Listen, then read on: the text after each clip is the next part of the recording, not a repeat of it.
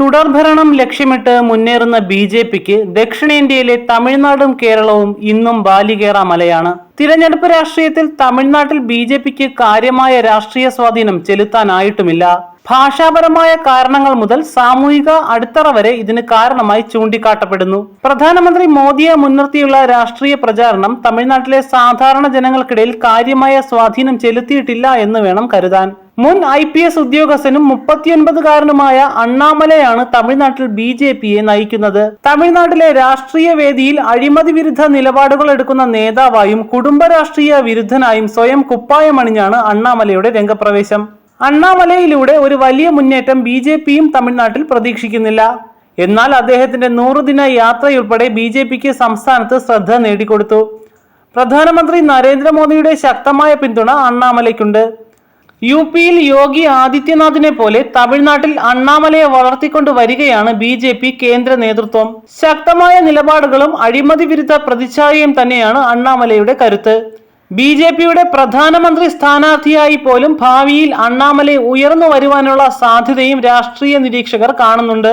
കാരണം ദക്ഷിണേന്ത്യയിലെ വലിയ സംസ്ഥാനങ്ങളിൽ ഒന്നാണ് തമിഴ്നാട്. മാത്രമല്ല, ദ്രാവിഡ രാഷ്ട്രീയം കൊടികുത്തി വാഴുന്ന തമിഴ്നാട്ടിൽ സ്വാധീനം വർദ്ധിപ്പിക്കുവാനായാൽ ബി.ജെ.പിയെ സംബന്ധിച്ചിടത്തോളം അതൊരു വലിയ രാഷ്ട്രീയ വിജയമായി മാറും. അണ്ണാമലയുടെ വരവോടെ ബി.ജെ.പിയുടെ രാഷ്ട്രീയം മൊത്തത്തിൽ സംസ്ഥാനത്ത് മാറിയെന്നാണ് വിലയിരുത്തൽ. സാധാരണ ബി.ജെ.പി പ്രവർത്തകരെ അണ്ണാമലയുടെ ശൈലി സ്വാധീനിച്ചിട്ടുണ്ട്. അത് പ്രവർത്തനത്തിലും കാണാനുണ്ട്. ബി.ജെ.പി നേട്ടമുണ്ടാക്കുമെന്ന് പ്രശാന്ത് കിഷോറിനെ പോലുള്ളവർ നേരത്തെ പറഞ്ഞിരുന്നു. DMK-യെ നിരന്തരം വിമർശിക്കുന്ന പ്രതിപക്ഷ നേതാവായിട്ടാണ് അണ്ണാമലയെ പലരും ഉയർത്തി കാണിക്കുന്നത്. പെട്ടെന്നൊരു രാഷ്ട്രീയ മുന്നേറ്റം തമിഴ്നാട്ടിൽ ഉണ്ടാക്കാനാകുമെന്ന് ബി.ജെ.പിയും കരുതുന്നില്ല. എന്നാൽ ജയലളിതയുടെ മരണത്തോടെ ശക്തി ക്ഷയിച്ച AIADMK ഇതിനോടകം പല കഷ്ണങ്ങളായി കഴിഞ്ഞു. ഈ അവസരം മുതലെടുത്ത് ചുവടുറപ്പിക്കാനാണ് ബി.ജെ.പി ശ്രമിക്കുന്നത്. അണ്ണാമലയുമായുള്ള തർക്കത്തിന്റെ പേരിൽ NDA ബന്ധം തന്നെ അവസാനിപ്പിക്കുകയാണെന്ന് ഒരു ഘട്ടത്തിൽ AIADMK നേതാക്കൾ പ്രഖ്യാപിച്ചിരുന്നു. എന്നാൽ നേതൃത്വ പ്രതിസന്ധി നേരിടുന്ന AIADMK-യുടെ ഭീഷണി ബി.ജെ.പി കാര്യമായി എടുത്തില്ലെന്ന് വേണം കരുതുവാൻ. AIADMK-ക്ക് പകരം ചെറു പാർട്ടികളെ ഒപ്പം കൂട്ടാനാണ് ബി.ജെ.പി ശ്രമിച്ചത്. 1 ഡസനോളം സീറ്റുകളിൽ കേന്ദ്രീകരിച്ചാണ് ഇത്തവണ ബി.ജെ.പി തമിഴ്നാട്ടിൽ പ്രവർത്തനങ്ങൾ നടത്തുന്നത്. നീലഗിരി മുതൽ തെങ്കാശി വരെ ഈ പട്ടികയിൽ ഉൾപ്പെടുന്നു. കേന്ദ്ര സഹമന്ത്രി L. മുരുകന്റെ ക്യാമ്പ് ഓഫീസ് തുറന്നുള്ള പ്രവർത്തനമാണ് നീലഗിരിയിൽ നടത്തുന്നത്.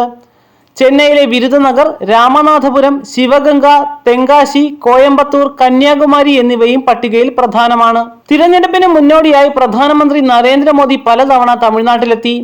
മോദിയുടെ മണ്ഡലമായ വാരണാസിയുമായി തമിഴ്നാടിനെ ബന്ധിപ്പിക്കുന്ന തമിഴ് കാശി സംഗമം ഉൾപ്പെടെ സംഘടിപ്പിച്ചതും സംസ്ഥാനത്തിനുമേൽ ബി.ജെ.പിയുടെ ശ്രദ്ധ നേരിട്ട് പതിയുന്നതിന്റെ സൂചനയാണ്.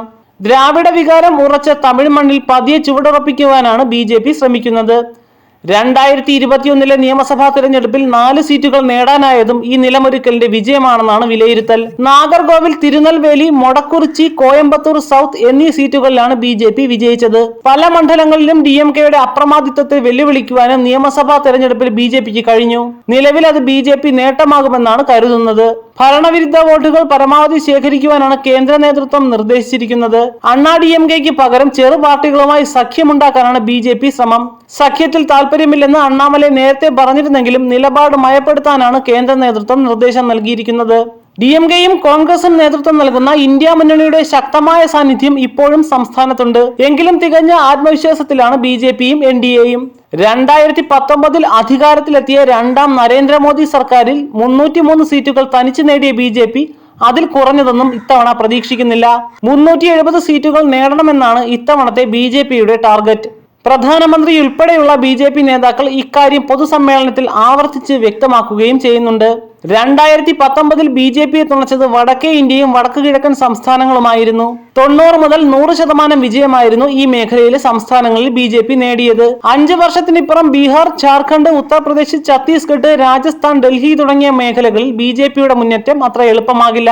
പലയിടത്തും പ്രതിപക്ഷം ഇന്ത്യ മുന്നണിയുടെ പേരിൽ ഒന്നിച്ചു നിൽക്കുന്നത് ഉൾപ്പെടെ സീറ്റെണ്ണം കൂട്ടുക എന്നത് ബി.ജെ.പിയെ സംബന്ധിച്ച് വെല്ലുവിളിയാണ്. ഉത്തരേന്ത്യക്ക് പുറത്തു നേടുന്ന സീറ്റുകളുടെ എണ്ണം വർദ്ധിപ്പിക്കുക എന്നതാണ് ബി.ജെ.പിയുടെ പദ്ധതികളിൽ ഒന്ന്. ഇതിൽ കേരളവും തമിഴ്നാടുമാണ് പ്രധാന ലക്ഷ്യം.